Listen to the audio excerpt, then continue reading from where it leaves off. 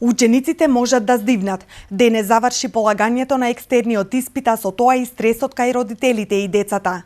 5 години притисоци, страф, апсурдни прашања, технички проблеми, реакции, протести на учениците, но надлежните никако да го сменат ставот за овој вид полагање. Речиси никој не го поддржува екстерното тестирање, кое наместо да го подобри квалитетот на знаењето, предизвикува стрес кај учениците и родителите.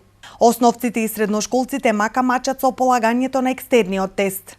Дел од нив кои успеавме да ги анкетираме по завршувањето на испитот, коментираа дека некои од прашањата биле непознати за нив, а имало и такви кои воопшто не им биле дадени на увид.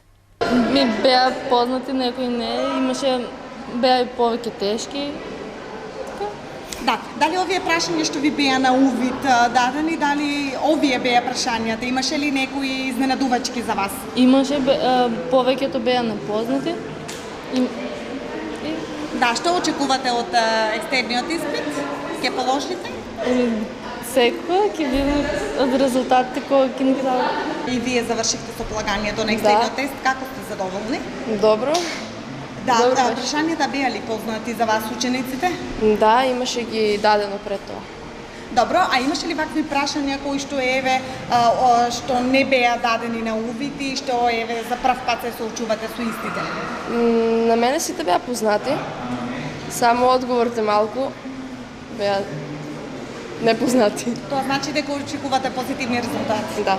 Оценките од екстерниот тест ќе бидат впишани во свидетелствата и ќе бидат земени во предвид при пресметувањето на просечниот успех на ученикот. Резултатите од екстерното за учениците од 9-то одделение ќе бидат објавени на 13 јуни, за сите останати на 17 јуни. Уписите за средно се на 28 и 29 јуни.